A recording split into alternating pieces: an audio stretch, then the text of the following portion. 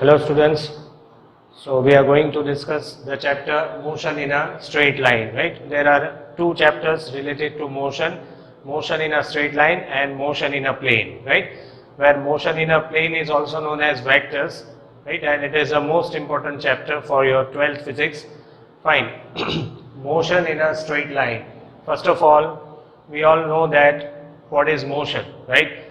I guess in 9th standard, the chapter was related to motion.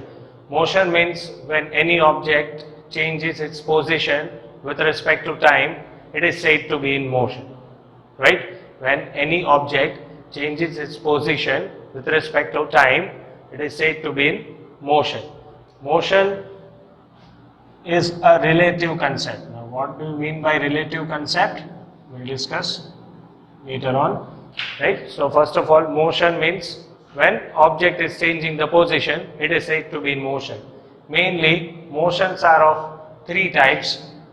First one is rectilinear motion, rotational motion,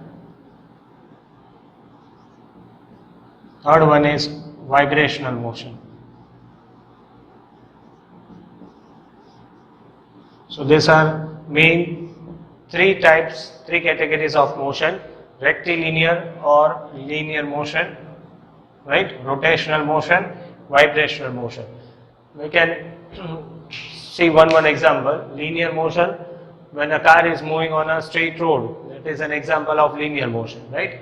Rotational motion, fan performing the motion at your home is rotational motion. Vibrational motion means when you are keeping your cell phone in vibrating mode, the motion it performs, that is known as vibrational motion, right? So there are mainly three types of motion: linear motion, rotational motion, vibrational motion. The subcategories are still there for the motion, but mainly we need to understand three types of motion, out of which we are going to discuss about linear motion in this chapter, rectilinear motion, right? Motion in a straight line.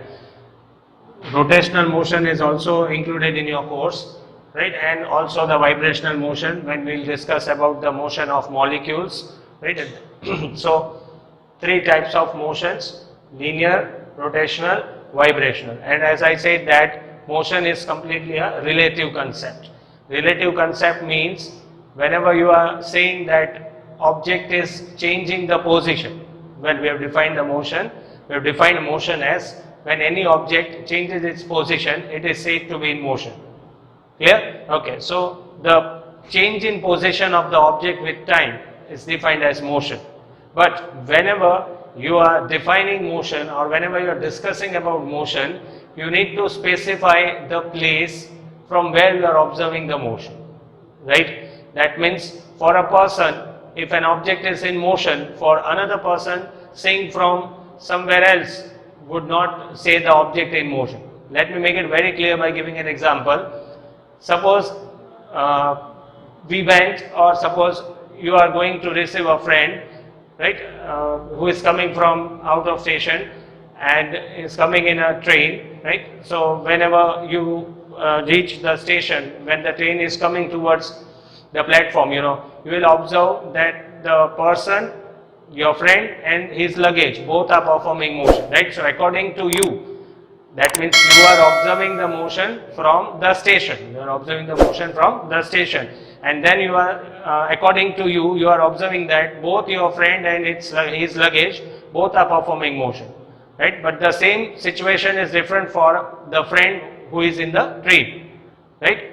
For the same person, for your same friend who is sitting inside the train, he is observing that his luggage is at rest. It is not moving, right? So you are discussing about the luggage and you are getting two different answers. From your point of view or from the place where you are observing the motion, you will find the luggage is moving. And from your friend's point of view, he is finding that the luggage is at rest. So to overcome this confusion, you need to specify that you are observing the motion from this particular place and he is observing the same motion from another particular place. So that means if I'll say that yes, the bag is in motion, but I am seeing it from the station, standing on the ground, right? Your friend is saying that no, the luggage is at rest, but he is sitting, he is observing the motion from a train, inside the train, right? So the confusion gets over if you are specifying the place from where you are observing the motion. Clear? So always make sure whenever you are defining motion or whenever you are discussing the motion, you need to discuss the place from where you are observing the motion, right? So the place from where you are observing or an observer is observing the motion, that is known as frame of reference. That is known as frame of reference, right? It is a definitely new word for you all, but it simply represents the place and the position from where any observer is taking their observation. Clear? So there are two frame of reference, inertial and non-inertial, which we will discuss on the later chapters. Okay. So as I said, motion is completely a relative concept. You are observing the motion, and whenever you are observing the motion, you need to specify the place, right, and the position from where you are observing the motion. Okay. Also we have discussed there are three types of motion: rectilinear or linear, rotational and vibrational. Now, before discussing about what is velocity, what is speed, what is acceleration, right, we'll also discuss the graph related to position time, velocity time, acceleration time. So before going to velocity, speed, we'll discuss what is the basic difference between the distance and displacement, right? So we'll discuss what is distance, what is displacement, and after discussing this, we'll go for speed, average speed, velocity, average velocity, right? Okay. Now,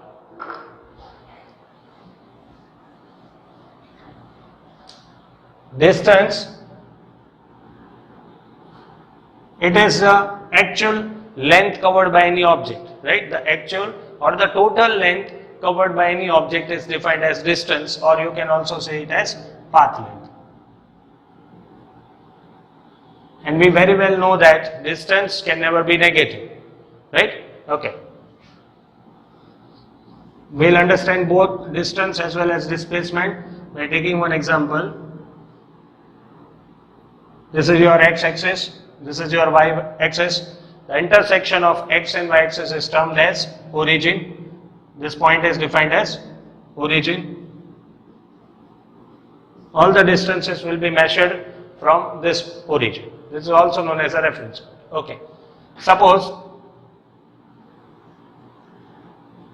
car is at rest at origin, right? It is at rest now. So these are the distance in kilometers. You must have studied the number line in maths. Right, this is positive x-axis, so I am placing the values positive. This is negative x-axis, right, so I am writing -1, -2, -3. Okay. Suppose a car is moving from say point A to a point B, and then it is moving to another point C, right? So find the distance and displacement of the car, or what do you mean by distance and displacement, and how are they different from each other? Okay. So distance means total length covered by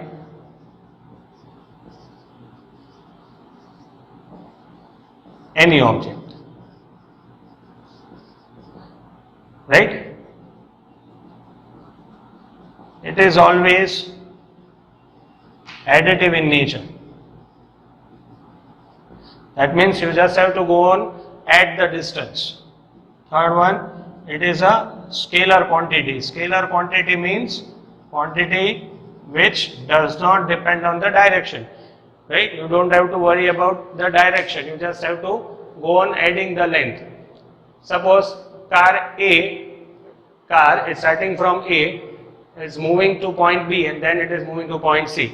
So the total distance covered will be distance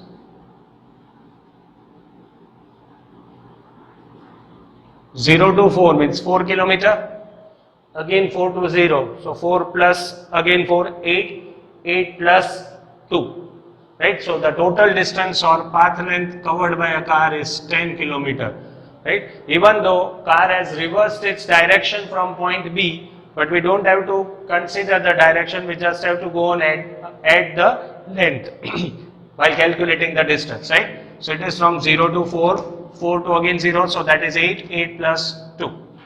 Clear? Right? So while calculating distance, just go on adding the length covered by any object. That is known as distance. Generally it will be denoted, the unit of distance will be meter, kilometer, etc. Okay. Now for the same case, what will be the displacement of the car? Now displacement is defined as the shortest distance, or you can also define displacement as final minus initial position. Displacement is defined as final position of the object minus initial position.